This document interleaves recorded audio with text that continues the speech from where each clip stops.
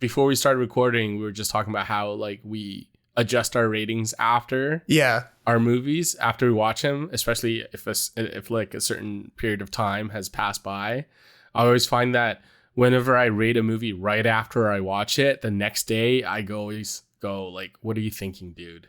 And I always adjust lower, like half a star, nothing like major, unless it's a movie that I have seen twice, but like with like in a 10-15 year gap. Right. Yeah. Because sometimes you come to a movie years later and you're a different person when you watch it, basically, or you've had different life experiences. Yeah, or that movie hasn't aged well, you know? Like I've definitely been there where like I've given something a really high rating, like 4.5 or something out of 5, and then I'm like, whoa, what was I? You know, and I've occasionally, very rarely, been tempted to move it a whole star down, but usually it's like a half a star. Do you remember the last movie you did that to? I rarely like actually adjust it. I just feel the temptation. You don't adjust? Wow. No, I don't update it because I like that's kind of like a moment in time is when that's how I felt in that moment. I debated that myself. Like, should I leave the rating as is because that was what I thought of it? It's like the truest, sincere emotion that I felt when I first saw it the first time. Mm-hmm. Everything's different in retrospect, right? So I've always thought about that, like if I should change a rating or whatever, you know. The one example that really comes to mind is like the first of the Rebel Moon movies. Oh, Jesus. How could you adjust it even lower? Well, like I think I came in at like it was like a 2 or maybe a 2.5 when I first logged it. And because I was optimistic that something would happen. And then and then now I feel. Did you adjust it after our conversation? I didn't. No, I unless I'm misremembering. Because that didn't age well. That's for sure. The one probably for me recently that I can kind of remember. Actually, it's not that recent, but probably Captain Marvel with Brie Larson. Oh yeah, okay. Like I quite liked it when it first came out. Now I'm just like, yeah, it's not bad. Like I'm not as keen on it as I was. I still think it's a kind of underrated in some ways or hated on for no particular reason. But we've got some new stuff to talk about here. We've got movies from May and June and a couple of TV shows to get into. So should we get started?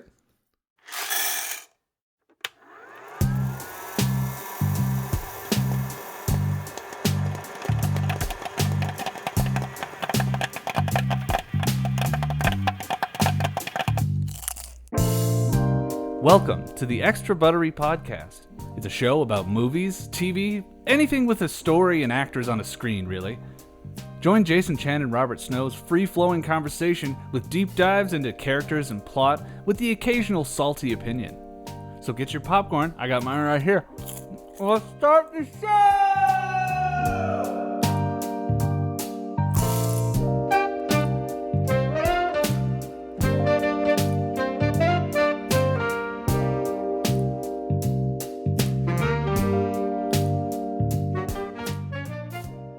welcome to the 126th episode of the Extra Buttery podcast. My name is Jason Chan in Vancouver. Joining me is Robert Snow in Toronto. Hello, hello. This episode, we're going to talk some movies that we were hyped for. Some movies that maybe caught us a little off guard.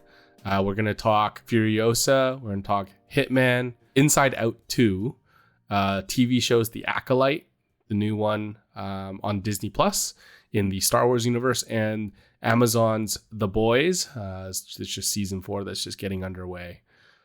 So, Furiosa. We were both really, really hyped to see this movie. Who do we have here? She's from a place of abundance. This is our destiny. My childhood. My mother. I want them back. I want them back. Do you want to go first, or I don't know what you scored, but do you want to go first, or do you want me to go first? Well, how about you go first? Because like all I'll say as an introduction is just that like this is 9 years in the making, and I think the original plan was to get this out sooner, but there had been a bunch of like legal infighting between George Miller and Warner Brothers over the proceeds from Fury Road back in 2015. So I think he was settling all of that business, and it wasn't going to start in on Furiosa. So that's why it got so delayed. And then of course we had like the writer's strike and the actor's strike and all that stuff too. But so yeah, it feels like, you know, this movie works very tightly in concert with Mad Max Fury Road, and they kind of feel like a two-parter in a really close way, in a way that like earlier Mad Max movies don't. So that's an interesting part of the conversation, but I'm curious to know what you think, because we had definitely devoted a little bit of time in previous episodes to trying to figure out what this movie was going to be like just based on the first trailer that came out, and we were a little bit skeptical. Well, yes, I was definitely skeptical because I'm always wary of sequels, and just the way the trailers sort of presented this product that seemed a little more, not so much less kinetic, but definitely felt like there's more CGI. And there's definitely felt like it didn't seem to be on the same scale as Fury Road, because Fury Road was impressive for both the scale and the use of the limited use of special effects, which I appreciated. Yeah. Now, a point of context before you go further though, is Mad Max Fury Road a 5-star movie for you? If it isn't, it's very close.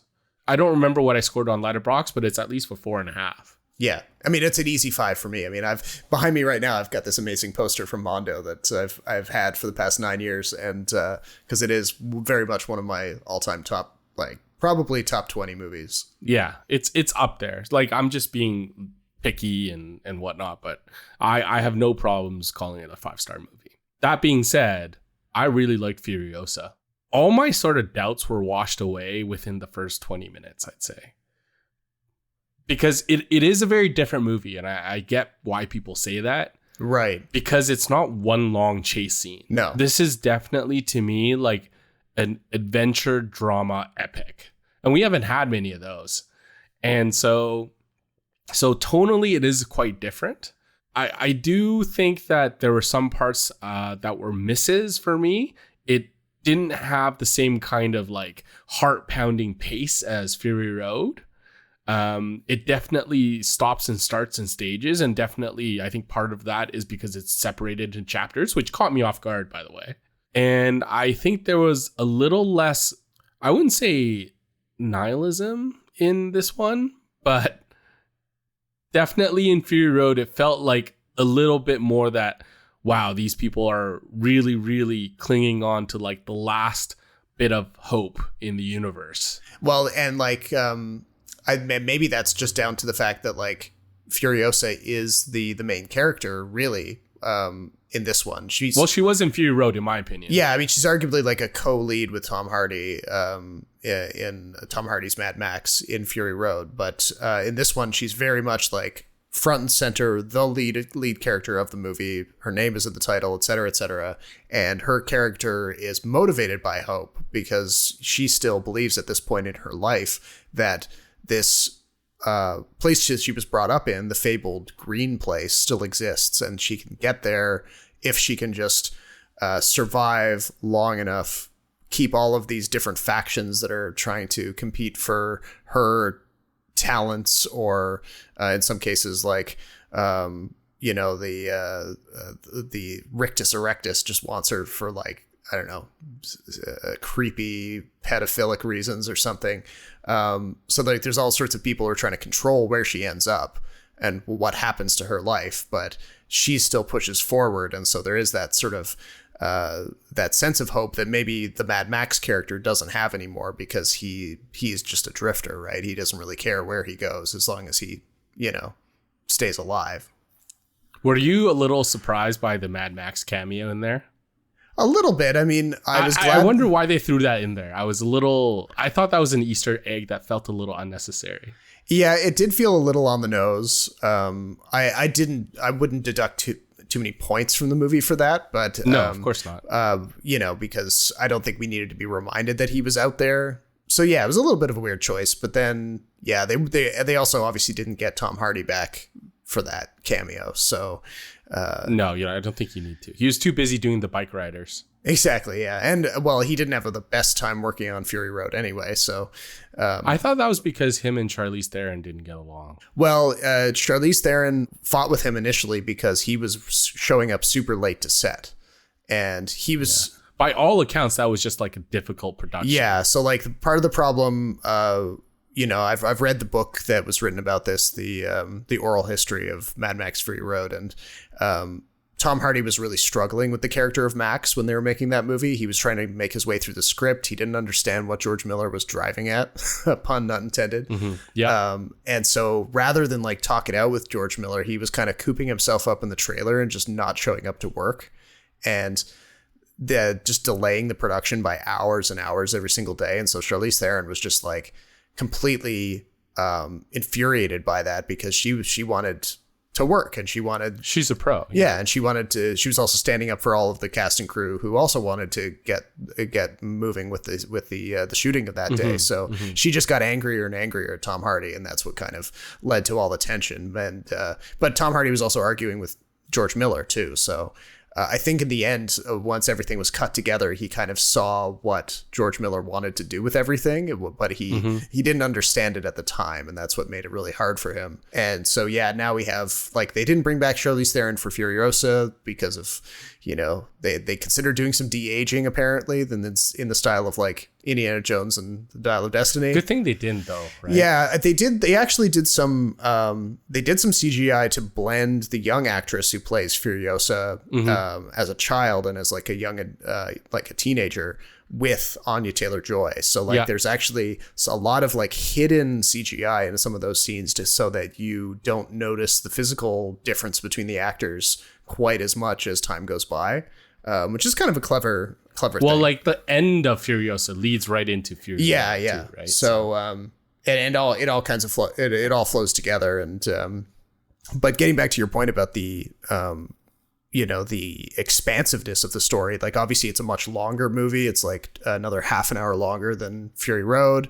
There are more ups and downs with the dramatic stakes. There's a couple of really big action scenes, but none of them stretch on quite as long as any of the sequences in Fury Road, obviously. I do remember that really big one with the war rig where the biggest, like, lengthiest road battle, essentially, where Anya Taylor-Joy is sort of strapped to the bottom of the truck, and Tom Burke's Imperator character is driving the truck, and they're fending off all these kind of rogue factions. That was a pretty intense. That was a page ripped right out of Fury Road. Like that battle was just as good as anything you'd see in Fury Road. So it's clear that George Miller still has it. He knows how to do that. But then you have like more dialogue kind of focused scenes, and you've got this kind of pseudo romance between Furiosa and Tom Burke's character. His name is Praetorian Jack, I think. How did you feel about that love story, by the way? That caught me a little off guard. I wasn't expecting like a romance of any kind in this movie. Yeah, I didn't like it at all. I didn't really buy the chemistry between them. No, me neither. But I like the fact that Jack saw what Furiosa was trying to do. He saw like the goal and the nobleness of it, and I get why he wanted to help, but I don't buy the fact that they were somehow in sort of a romantic relationship. Yeah. I think it would have been better if it was platonic, and it just felt a little forced, in my opinion. Yeah, I agree with that to an extent. But I mean, not that it really lasted all that long anyway, because Dementis catches up with them and has his way with them. How do you feel about Chris Hemsworth as Dementis? I actually ended up liking him quite a lot. I think he was having a lot of fun. I think it's interesting seeing him play villains. Do you know what the problem with Chris Hemsworth is? What? He's too handsome and too much like Thor, it makes him, we think of Thor when we see him on the screen, that we have trouble sort of giving him his due when he plays like character, because I think he's a very good character actor. I mentioned to this a friend of mine, I was like, when I watched that Ghostbusters remake with all the women, with Kristen Wiig and everyone, he was one of the best parts of the movie. He was really funny. And I think he's given free reign to become a character actor in this movie, and I thought he did a pretty good job. I just don't think he gets the credit because we see him as like an action hero beefcake. It's kind of like how comedy actors don't get the proper credit when they're really good in a dramatic role, because we're just like, oh, you should be making me laugh, not making me cry. This is weird. I think the same thing happened to Chris Hemsworth here. There were parts of the movie where I thought the accent was a little much, but I liked how he was the most off-the-wall character in a world that's completely like off-the-wall crazy. Yeah, and I like too that they weren't afraid to make him a pariah either. Like he wasn't like uniquely skilled at being a warlord. Like they show how he's a dumbass. Yeah, he lets the he lets the Gastown settlement basically go to seed, and everyone hates him there, and they basically run him out. And then he's like, oh, I guess I'll go over to the bullet farm and try to take that over, and that doesn't go particularly well. But so by the time they get into the war between his forces and Immortan Joe's forces, you wonder a little bit. You're like, okay, how is this guy still gonna like oppose Immortan Joe, considering how strong Immortan Joe's forces are? But so they just do that kind of like really quick montage of like the war between those two factions, and then it's like, all right, well, the war happened and Dementus lost, and now he's running away. I do think that we get to see why Immortan Joe is so revered and feared as he is in Fury Road. And I appreciated that backstory. I appreciate the whole like buildup of everyone's character, including his 3, like unstable sons. Yeah, and definitely the natural doctor, how he became to work under what's his name? I just call it Immortan Joe. Yeah. Well, he starts out as one of Dementus's guys, and then the organic mechanic is what they call him. The organic mechanic, right? Yeah, I mean, what a great name, though. Just reading through the credits of either this or Fury Road is just an exercise in amazing character names. Like, agreed. I love it. Did you read at all about like what the development was like for Furiosa, like before Fury Road got made? No. Tell me. So like, there's a reason why these movies work so well together, and why Furiosa flows almost like directly into the events of Fury Road. It's because that all of it was kind of sketched out all at once as this giant like 4-hour story, and they had storyboarded everything. They had storyboards for all of Furiosa basically back in 2015. And so if I think the part of the reason this works so well is because it's not a situation where they made Fury Road and then they thought to themselves, all right, what kind of random spin-off can we do? What kind of prequel can we do? This was always envisioned as being part of the Fury Road story. And so I think it gets a little bit more oomph to it for that reason. And I'm glad they did it that way, because I feel like the too many big masterpiece movies that end up producing another sequel, they just kind of like randomly pick a character or randomly pick a thread of the story and kind of just run with it. Like the new Star Wars movies? Maybe. No, okay, that's a great point. Because all the best trilogies or all the best cinematic universes, I guess you want to call it, start that way. Like everything is planned out and thought out. That's why episodes 1, 2, 3 in Star Wars work so well. Mm-hmm. Never mind the quality of the directing and the acting and all that stuff, but the story itself makes a lot of sense. Yeah. So on that note, though, I am disappointed that I don't think we'll ever get a third Mad Max movie. This is bombing at the box office. Yeah, and like, even Fury Road was not a financial success in the style of like a Disney hit. I mean, it made a lot of money compared to its budget, but it's not like Warner Brothers ran out to make the sequel, and obviously they were fighting with George Miller in the courts over the proceeds. But yeah, like when Furiosa opened, it was kind of going toe to toe with the Garfield animated movie of like who would eke out the number one slot that weekend. And like in a fair world, Furiosa would have beaten the Garfield movie handily. Yeah. And also like, and not ended up with like only like 20 million or something domestic. So it was definitely, it underperformed very severely. People were like saying like, is the box office dead basically due to this movie? So I highly doubt that Warner Brothers is going to be in is going to be greenlighting a third one. Well, it's a shame because it's actually like a really high quality movie, right? So exactly. Yeah. And I think George Miller, obviously, I mean, he's 79, 80 years old now. He's indicated that he has plenty of ideas for more of them. So yeah, that's what I mean. Like, I'm sure I think he did say that he had more of the story planned for post Fury Road. So I'm excited to see what that looks like. Yeah. So, I mean, maybe it'll come in the form of a TV show. I mean, that's we've certainly seen that model a lot of times in the past little while. I liked watching it in a big screen. The scale of it, incredible. Oh yeah. No, I'm not saying that like I would prefer it as a TV show, but like, I just that's a common pattern these days. Like something can't get greenlit as a movie, so it gets turned into a show. This has got that kind of epic scope. It's got a lot of lore. You learn a lot more about all the different factions. You see the Bullet Farm. You see Gastown. They've recast Morton Joe with a younger actor because the actor who played him in Fury Road passed away, unfortunately. And you see more of the inner workings of the Citadel. So all of that is very interesting stuff. It really kind of like expands your mind as a fan of the franchise. There's so much to look at and absorb.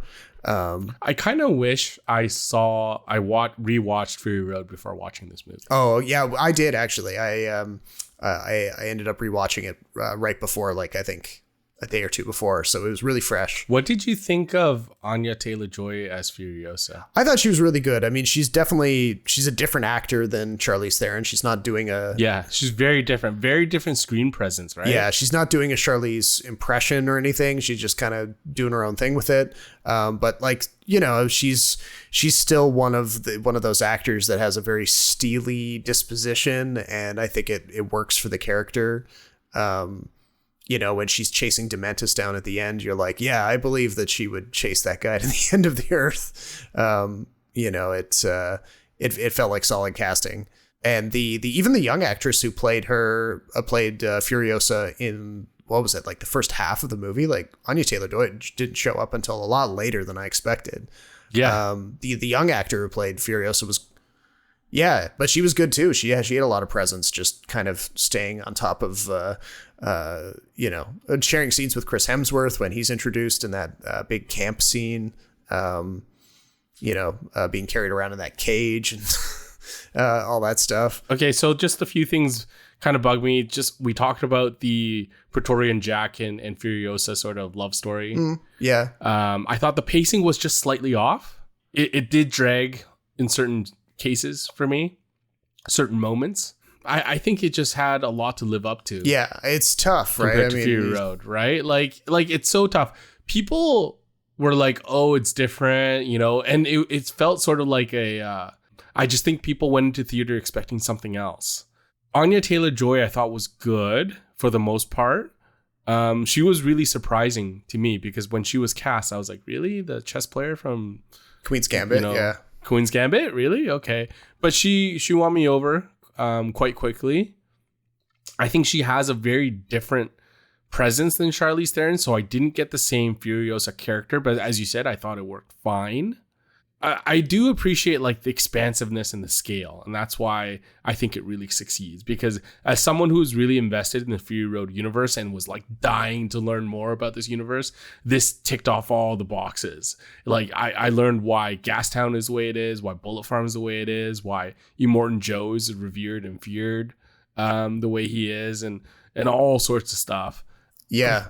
There were certain narrative beats that I didn't quite get. So, for example, Rictus tries to kidnap Furiosa when she's a child, right? And she escapes, and she kind of lives among the war boys as like pretends to be a boy. That was a bit like, really, like that seems like a bit of a leap for me sometimes. And then there's a part where Rictus kind of recognizes her, but doesn't, and we chalk that up to Rictus being, you know, really dumb, so he doesn't quite connect the dots.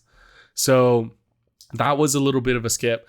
The story about Furiosa losing her arm, I thought that was going to be like a huge narrative beat in the story, and it was. Yes. But I didn't expect it to happen the way it did. There's a part where like her arm gets stuck, right? It gets injured, but when Dementus's truck is like coming right up against her car in that chase scene. And we learn early on in the movie that she loses that arm that she lost has a tattoo to the map of the green place where she's from. Yes. Yeah. For the longest time in the movie, I had thought that she would have cut that arm off out of spite because Morton was onto her and had figured out that was the map to the place where she was from, which is like what everyone was looking for. Yeah. So that happened a little differently. I kind of like my own idea better. Just, I know I'm biased, but I just felt that map could have been something more. And it wasn't until after the movie that I thought about it for a while, that the marsh pit in Fury Road was the green place. Yeah. Yeah. So I just thought that was a really interesting sort of connected dots thing, because he didn't make it that obvious, and I'm kind of glad George Miller didn't make it that obvious. No, and I'm glad you pointed out the tattoo, because I'd forgotten about that entirely. That was the arm that she lost. I just I was more focused on like, oh, okay, this is how she loses the arm. Okay.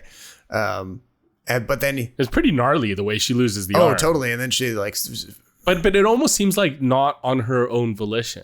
Like she's made so many sacrifices, right? And I feel that cutting off the path to her own home, which she wanted the entire way, would have been a much stronger story driver for her, and also revealed a lot about her character in Fury Road, because she was going to this imaginary place that she had only remembered. That sort of like put her in this like really idealistic and really optimistic spot that was later on, you know, dashed to bits. Yeah, exactly. And it's you know, she ends up having to like drag herself back to the Citadel essentially, and realizing that the only way that she's going to, you know, achieve this goal is to kind of do it on Immortan Joe's terms, basically, and like, you know, work her way up through the ranks so that she can get another vehicle that will get her across the desert, basically. And yeah, if she gets to save a couple of Immortan Joe's wives along the way, so much the better. I was curious, why was Praetorian Jack ever mentioned in Fury Road? Never, right? I don't think so. No, I mean it's like she never mentioned like a mentor or anything of that sort. No. Right? I think that there was maybe some passing reference to the fact that Furiosa was not the only Imperator, but so it suggested that there may be others who work for Immortan Joe, but then we certainly didn't hear about like anyone named Praetorian Jack, or someone in the past who previously held that role. Yeah, no, I don't think they mentioned anything like that. Right. Okay. Praetorian Jack. Let's just talk a bit more about Praetorian Jack. Did you like him at all? He seemed too straight of a character to be in something like Mad Max. I agree. Yeah, you know, he's sort of like, he looked like he's popped out of like an 80s rock movie. Yeah, a little bit. I do think that he has one of the coolest lines of the whole movie, though. What do you say? Which one? Where like when he and Furiosa agree to work together and they're alone on that road, and he turns to her and he says, "I'll teach you the ways of road war." And I was like, that just lit my brain up. I was like, road war. Oh, I've never heard it said in such a clear way before. It was so awesome. I guess it sounds more sexy than desert power. Yeah. And I just like, I remember in that moment, I was like, yeah, this is cool as shit. You're 100% right. He's a bit of a device, like a storytelling device, because, you know, maybe we don't buy that Furiosa could do all of this on her own, work her way to being an imperator completely solo. She has to have a mentor of some kind. She has to have somebody who kind of pushes her along and kind of whatever. So that's kind of the role that Jack occupies. But then we don't learn really enough about him to understand, what are his motivations and all of that. His exposition or his backstory comes all through exposition, right? And in what did he end up saying? Well, he's saying that, like, I think he was a boy.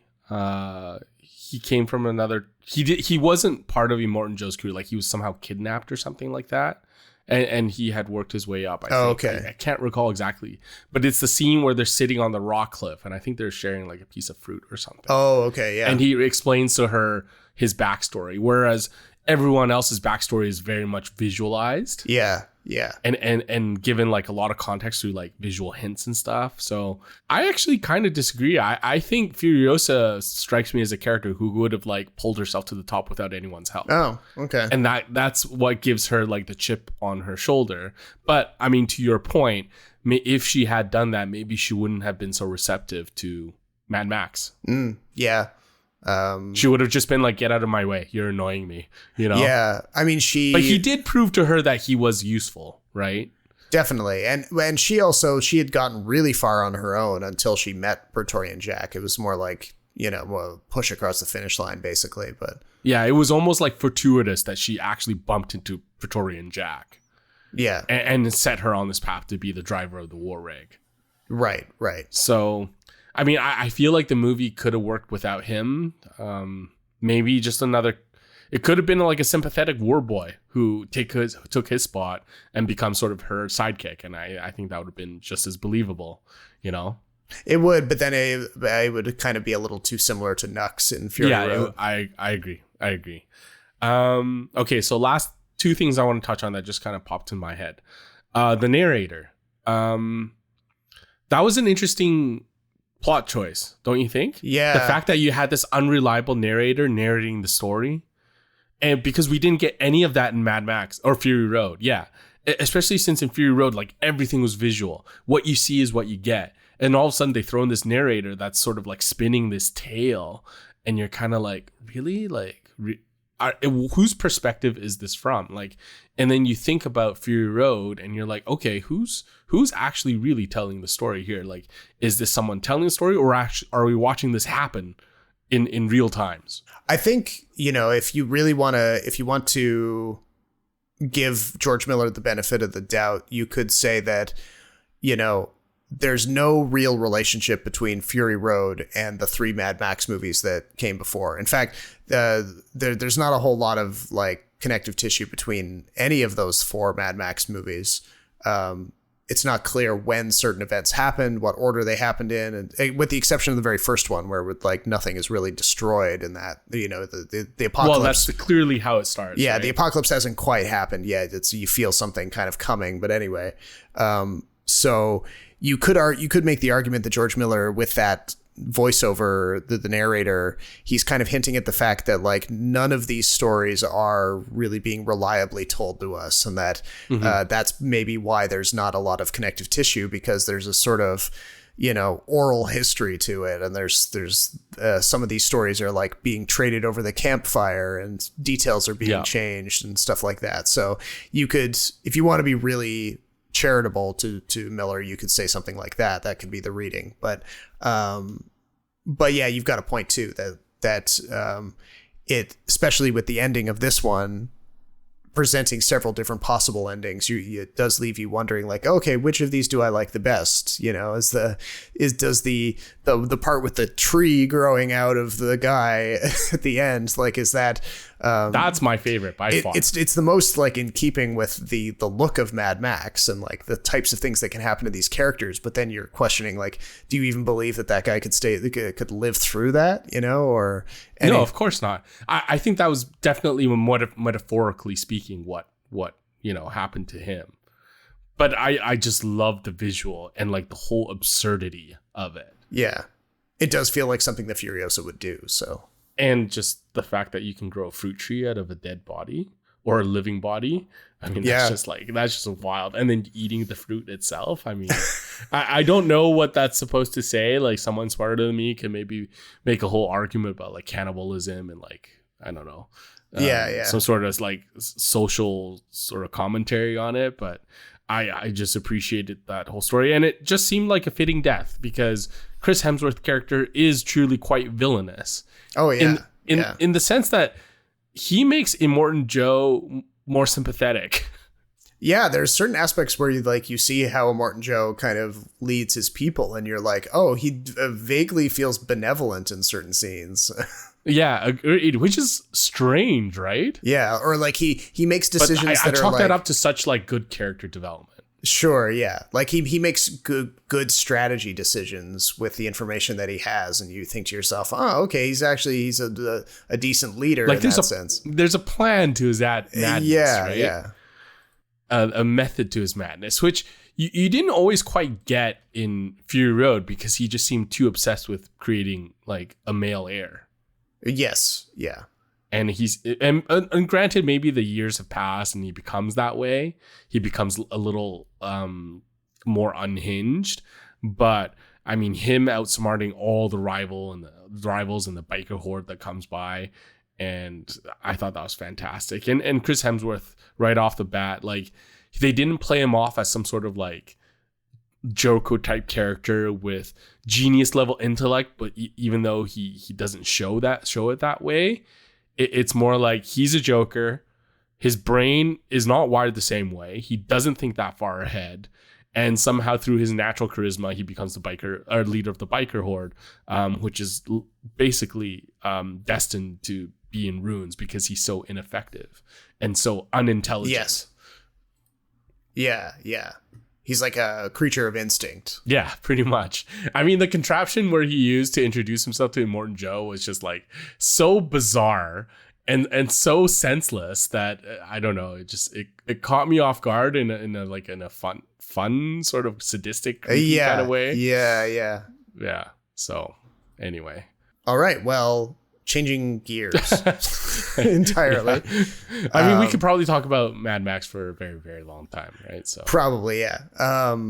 I mean, all the little observations about like the the biker chariot and all that stuff, like just the biker chariot is amazing. I loved it. Yeah, there's so many. So what was your final score? 4.5. 4.5. Okay. Yeah. I was toying with the idea of 4.5. But it's not a 5 like Fury Road was. Yeah, exactly. Like I'm glad that it's as good as it is, considering that we were a little skeptical going in and all that. But yeah, I have no trouble giving it a 4.5. And maybe the stars will align and we'll get that final one out of him. I don't know. But yeah, changing gears entirely. Hitman. From Richard Linklater.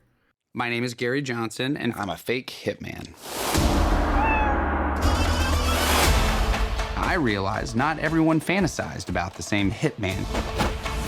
Every sting operation was a performance. This is serious. I am in service business. And each arrest was like a standing ovation. Okay, Daniel Day. I think I was the one to tell you about this because I had heard about it back before TIFF, back in September. It had a lot of buzz coming into TIFF. I think it had played at one of the other big film festivals that came before TIFF, and it had done like everyone was describing it as like a huge crowd pleaser. It was so much fun to see with an audience. And also nothing by Richard Linklater gets by you. No, that's true. So, I mean, of course, I'm going to tell you about it, whether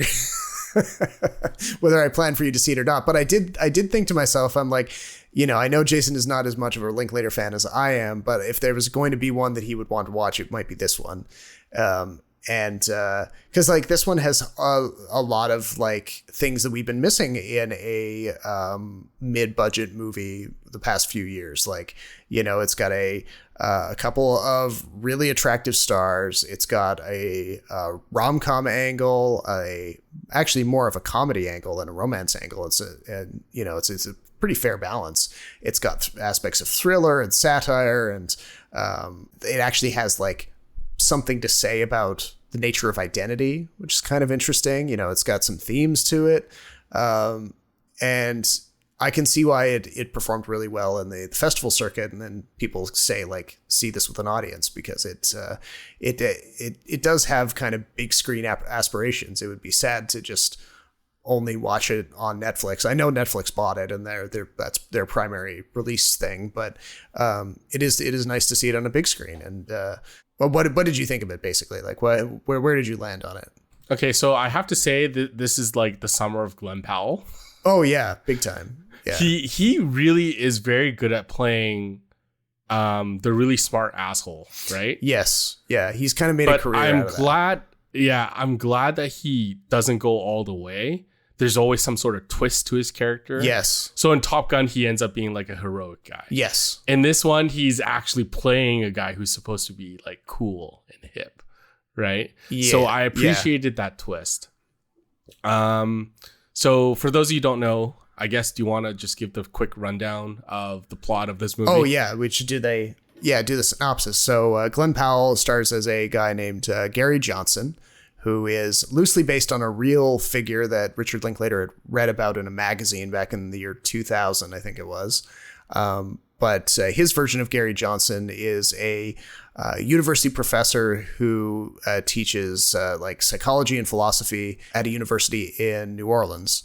And he's a very mild-mannered, like Clark Kent type. He might look like Glen Powell. He has these movie star good looks, but he's very, he's a big homebody. He just goes back and feeds his cat every night. He doesn't have a big, a lot of hobbies or anything, a lot of friends. And he's moonlighting from his university job, helping out the local police force as kind of like a techie guy who puts surveillance wires on police officers when they're doing covert operations, specifically when police officers are trying to catch people trying to hire a hitman. And we're told in voiceover that like the idea of a hitman is largely a construct of like fiction and movies and TV shows, and there aren't like a cadre of hitmen out there soliciting clients the way we might think. Whether you believe that or not is another thing. But Gary Johnson gets drawn into, rather than just being the humble guy in the surveillance van, he is thrust into the spotlight one day when his police officer colleague is told that he's been suspended. He can't do the operation anymore. Gary is being told to pretend to be the hitman in this conversation, wear the wire, get the evidence from the mark.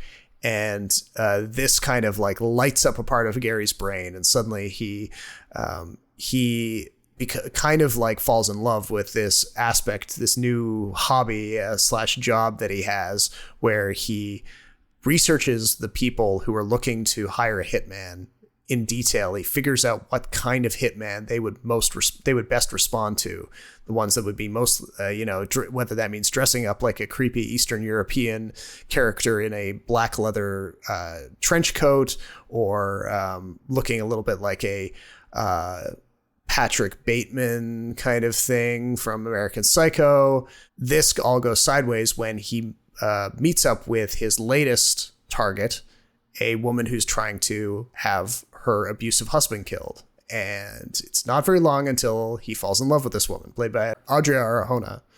And even though he kind of counsels her out of going ahead with the hit, he can't help but start seeing her. And he knows that the Gary Johnson side of him is not the person that she met in the restaurant. So he has to kind of keep this facade going of this cool character, of the one you mentioned, who she is interested in. And this kind of leads him off on like a bit of a caper to kind of see how long he can keep up this facade and keep this relationship going, all while, his colleagues in the police department are trying to, track this woman down and figure out, is she actually planning to kill her husband? Yeah. So I like the little twist, how Glen Powell doesn't play like the straight guy.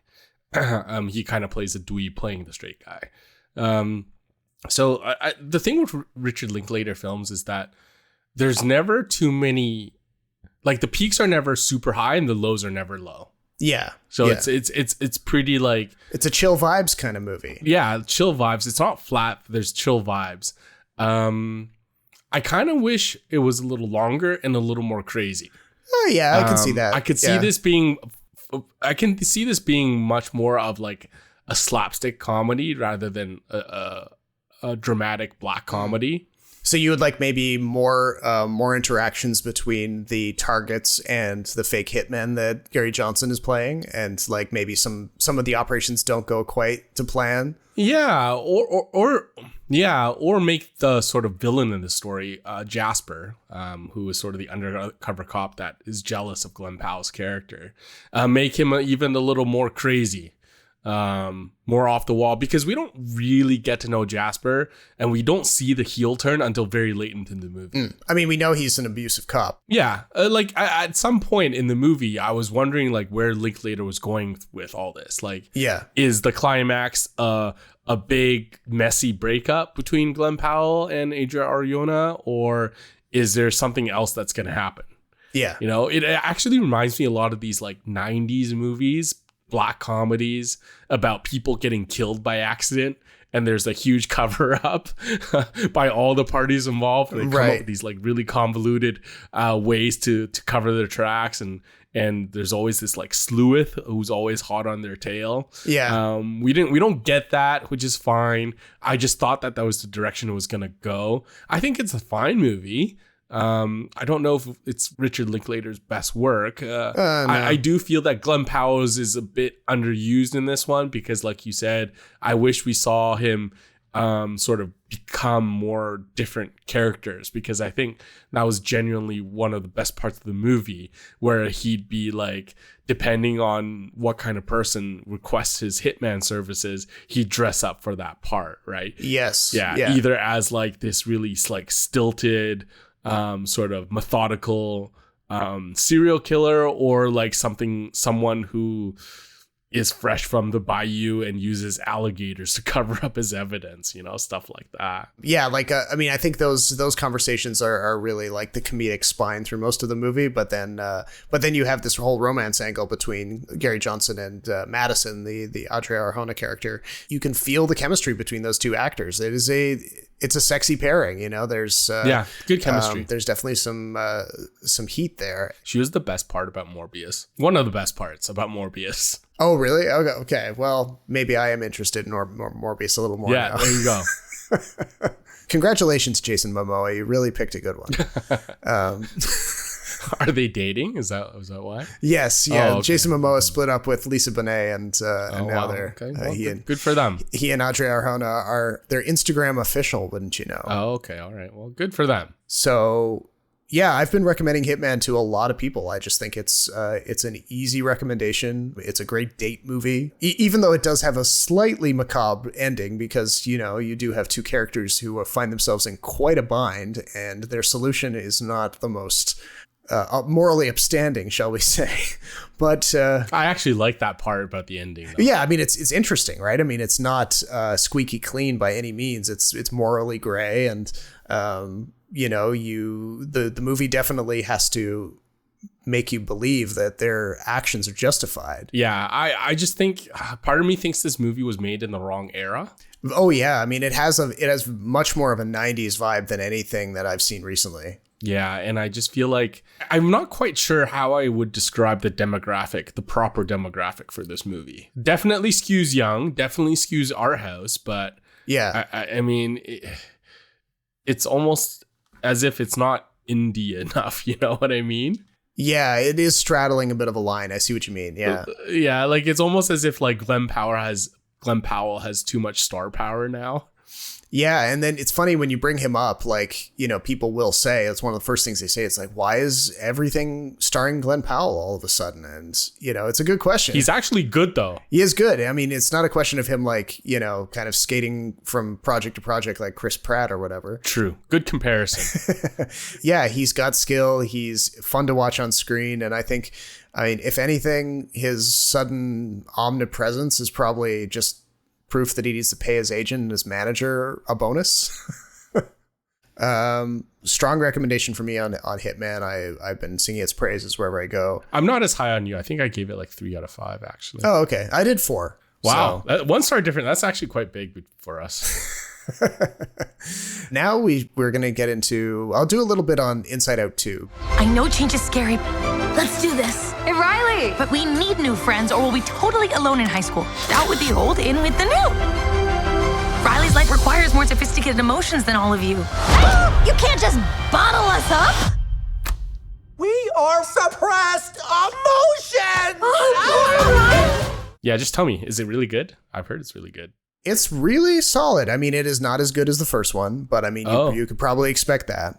Okay. It's hard to top. I mean, that for me is one of Pixar's masterpieces, the first one. Like, there's... Agreed. The first Inside Out did this thing where, and you probably remember, like, trying to visualize emotions is incredibly hard.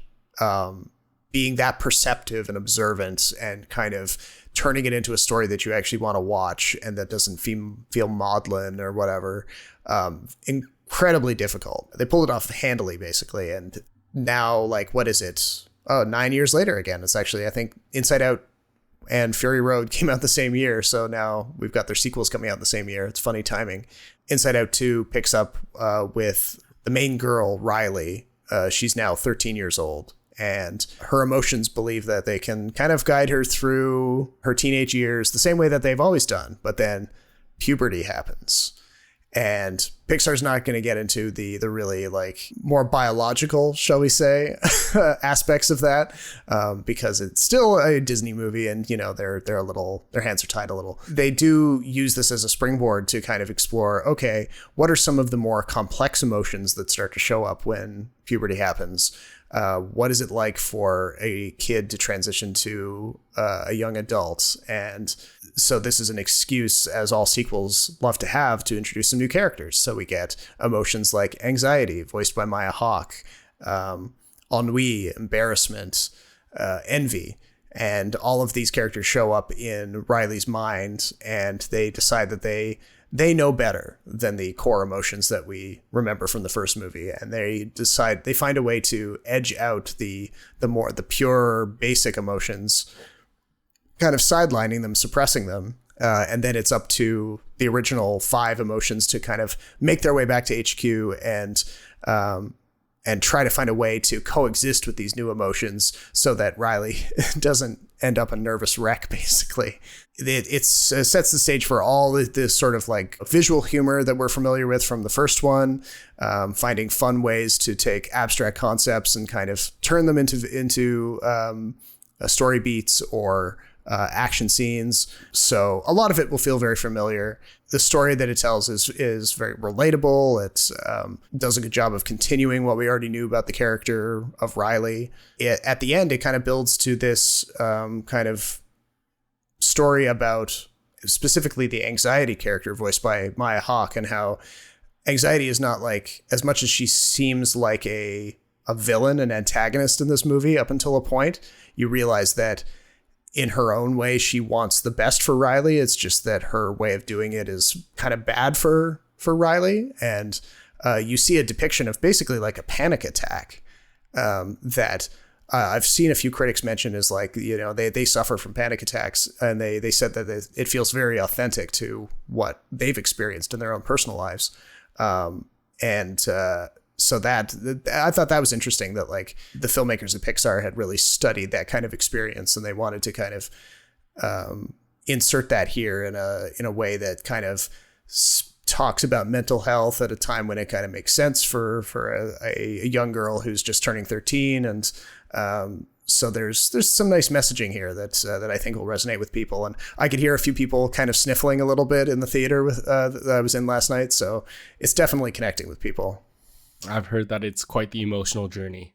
But that's like Pixar's trademark, right? Like they can make the kids' movie accessible to adults and actually also make it very, very poignant on an emotional level. Yeah. So, I mean, I would have no trouble recommending this to people. I think if you like the first one, this one is an easy thumbs up. It just may not feel quite as fresh as the first one did, but I mean, that would be almost impossible because of how much of a success the first one was. Mm-hmm, mm-hmm. Okay. I can't wait to see this. I'm very much looking forward to it.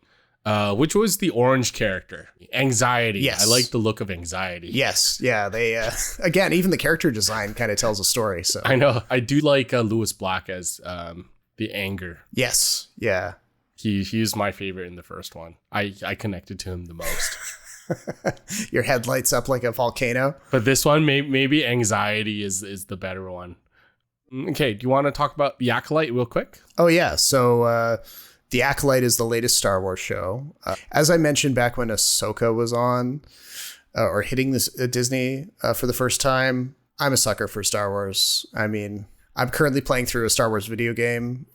You'll watch this, but not X-Men 97? Come on. I mean, I will. I just, priorities. It's just lightsabers and the Force. It just gets me. I mean, this is where And corrupt Jedi. Corrupt Jedi, yeah. Would you still pick Jedi? Come on. We've seen so many examples now of how like the Jedi are so hypocritical and, bunch of know-it-alls, egoists. I mean, if anything, this show rams that home even more. And I think Dark side. We don't know who the dark side person is yet. We know there is one. I'm only 2 episodes in though, so maybe there's more in episodes 3 and 4. But the basic premise is that the story kicks off about 80 to 100 years before the events of the Phantom Menace. So these are all new characters. There's no Skywalkers in sight. So that's kind of refreshing on its own.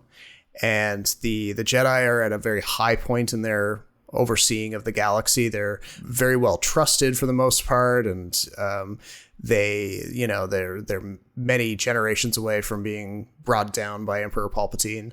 But the writers are doing a good job so far at kind of sketching out how where the rot is setting in. They're doing that mostly by depicting the Jedi kind of the way we already saw them, in the sense of like they're a bureaucratic organization. They're obsessed with like doing things by the book and, dragging things out as long as possible rather than addressing real problems. And, their rules are very restrictive in this kind of sense. People who are brought into the fold who don't quite fit spinning off in all directions, and then that kind of causes trouble later on. The action of the story kicks off when a Jedi is murdered. Jedi is played by Carrie Ann Moss. The Jedi are dispatched to investigate, and they discover that someone who looks a whole lot like one of their former Padawans seems to be the culprit. And then we discover that actually, this woman that they think is the culprit, she may have had a twin sister, but maybe that twin sister died in a fire 16 years ago. So what's going on here?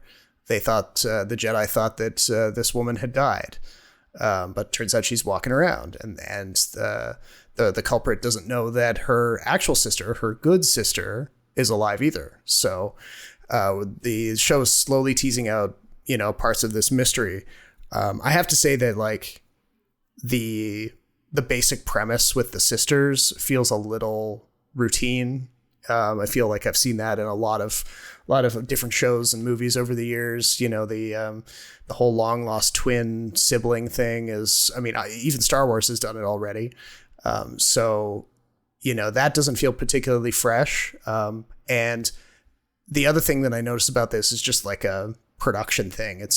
You can kind of feel how they've produced this on that wraparound LED stage again that they pioneered with The Mandalorian. And I feel like some of the shows that they shoot on that thing, it's convincing to a point, but sometimes it just looks like a stage play, and it kind of takes me out of it. So I have a hard time kind of really getting into it when I can kind of see like, oh, okay, yeah, I know how they did that shot. Like that's not really there. So it doesn't have that kind of expansiveness of the location shooting in something like Andor, for example. They just can't fool you. You're too smart for them. But I mean, I'm happy to be lost in it if the characters are really solid. And so far, the characters are a little wooden. That's kind of the fear with Star Wars. It's just like everything feels so stale. That's always my fear with Star Wars. I guess it doesn't help that I've not been a fan of anything they've done since like the original trilogy or the prequel trilogy, I guess. Yeah, actually, you know what? I'll take that back. Rogue One, I enjoyed, actually. Especially upon like second viewing, I actually enjoyed it more. For whatever reason, I enjoyed it more. And Andor I enjoyed. But everything else is just like, bleh. Yeah, so like, you know, the hits are few and far between, but they're still hits. It's those kind of hits still sustain me a little bit. I mean, obviously, like I also play number of the games that are set in this world and all of that. I know way too much trivia now, and it just like when I watch one of these things, I'm like, oh, I know what that species is, or I know where that character is going to end up, et cetera, et cetera. So it's all in my head, and that, you know, keeps me grounded. Would you ever have gone to that Star Wars hotel in Disneyland? No, I would not spend $6,000 for a 2-night stay. That is exorbitant. What if it was like 1,000? If it was 1,000, I would consider it. Yeah. Oh, okay. Yeah. Get to play along with those little games that they have. Do your little lightsaber training, maybe. Yeah. Drink blue milk. Yes. If they got all of that for $1,000, I would definitely consider it. I would also probably buy one of the lightsabers from the theme park and try to bring it home. I've heard they're quite expensive. I know they are. And that's what I'm saying. Like, I wouldn't do the $6,000 flat out, but I also would have a hard time, like, you know, it would have to be like $1,000. No. It would have to be $1,000 just so that I had a little bit of extra money in my budget for one of those multi-$100 lightsabers. Okay, fair enough. I feel like I'd be too self-conscious to even like walk through the grounds there. Although the lightsaber thing does intrigue me. I do want a lightsaber. Yeah, one of these days we'll both get one, and then we'll do a little lightsaber fight, and we'll see. Okay, good. How much you get into it. Okay. I might get my competitive juices flowing. Yeah. And I'll get really into it. I know you're going to pick up red ones, so. Yeah, if not red, then an orange one. Orange is cool. Yeah. But I always felt like the blue one always looked the best. Yeah, there's even different tints of blue that you can get now. Oh, really? Yeah. Like I kind of hate how you have all these different colors. I hated it when Mace Windu got a purple one. I was like, no, doesn't work that way. But that was all Sam Jackson's idea. I know. And I'm not on board with any lightsaber color that's not blue, green, or red. Even the white one that Ahsoka uses bothers me, but whatever. Oh, yeah? Yeah. Oh, yeah. So anyway, okay. So we'll finish off with The Boys. Just started season 4 on Amazon. The whole world is about to burn. We need someone like you, Billy, before the soups start rounding us up and dumping us off in camps. I have found the answer to all our prayers. A virus that kills soups. This is insane and desperate, even for you. Well, insanely desperate's where we are, don't you think, love? You haven't watched much of The Boys since season 2, right? Yeah, I finished season 2. Is there a reason why you stopped? I mean, just like there's too much TV, basically. I mean, like it's so hard to stay on top of things. Like new seasons come out and you're just, you know, you miss the boat when it comes out and then you forget that it's even there. But I remember liking The Boys more than, say, The Umbrella Academy, which is another show on. Yeah, I didn't like The Umbrella Academy. I watched 2 seasons of that, and both of them are doing similar things by depicting like super heroic kind of families of a sort that are doing bad stuff with their powers and trying to show like a darker tone of superhero fiction. So between the 2 shows, I prefer The Boys, but even The Boys has got such a black heart. Like it's like so dark sometimes. So like some of the violence really overwhelms me at times. And I'm like, oh, wow. Okay. So it's not always something that I relish watching. Maybe that's what made me delay watching season 3 so much. But they're back for season 4. I understand that quite a lot of stuff happened in season 3 that shook up the balance of power a little bit. Yeah, it's been so long since I watched season 3. I don't really remember what happens exactly in that season, but I know the general beats. But I'm with you. The violence does get a bit much, and I feel like you're more okay with it than me. But that's the one thing that really turns me off in the show is the way that people die. And the amount of gore and gratuitous violence. It's almost Tarantino-like in the sense that like it's so much it's unrealistic.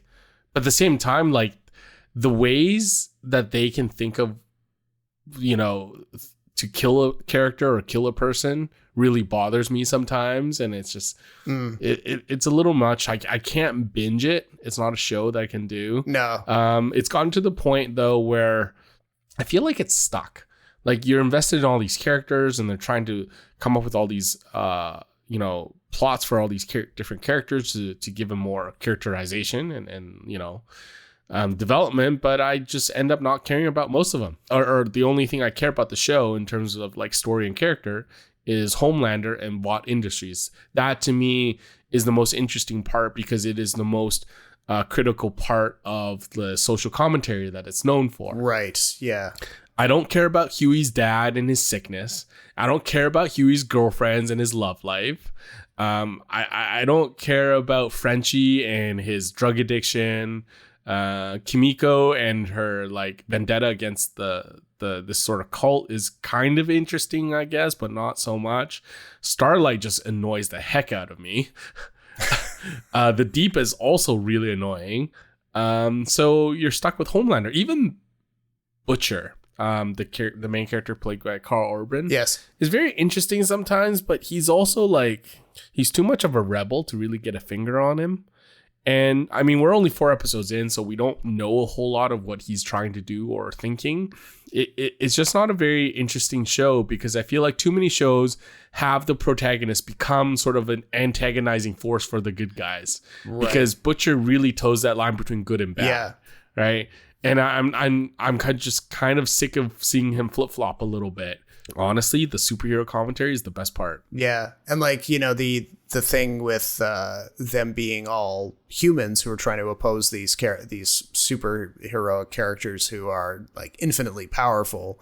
They, from what I've gleaned in like the trailers that I've seen, like eventually Butcher gets the like limited ability to use superpowers. He injects himself with a serum. Yeah, so does Huey. And so that feels a little bit convenient for me because it's almost like they'd run out of ideas of how the human characters could oppose people with powers. The central kind of crew of Butcher and Huey and Frenchie and all those characters, they don't really seem to like each other very much. So it's hard to kind of root for them as a team because that's a great point. Actually, that is a great point. Yeah. Yeah, they don't present like a positive kind of alternative to the Supes in a sense. So that's a great point because I don't know who to root for in this one because in season 3 it was Soldier Boy because I thought he was a very interesting character, and then you start rooting for things to happen rather than characters to do things, which is odd. Yeah. You're kind of rooting for the story to get to the next inflection point, the next like big turning point. So, and it's just like it's too base, their behavior. It's just so despicable. It's hard to watch. I feel like I'm just getting old, but I'm the age where I'm just like I don't have time to deal with nonsense and assholes. Yeah. But that's just me.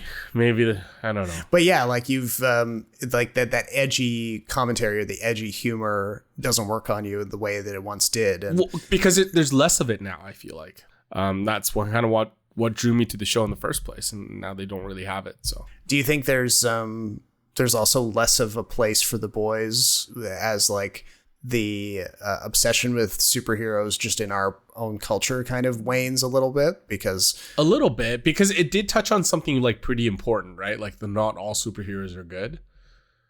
And like I watched Gen V, which is kind of like the spin-off, and I couldn't get through that either.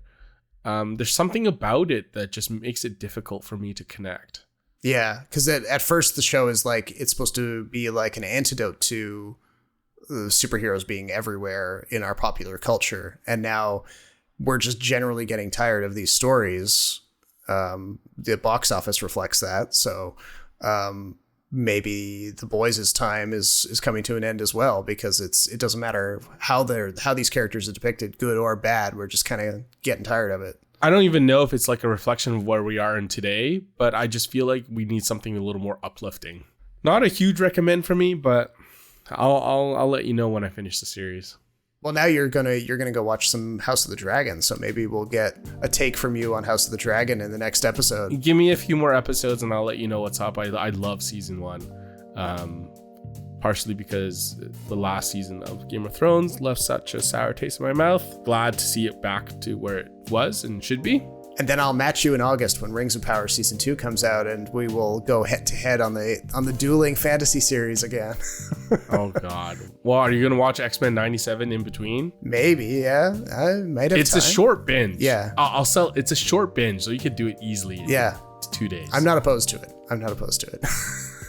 Yeah, so that about does it for this episode. Thank you very much for listening. My name is Robert Snow in Toronto. And my name is Jason Chen in Vancouver. Thank you for listening, and we'll talk to you next time.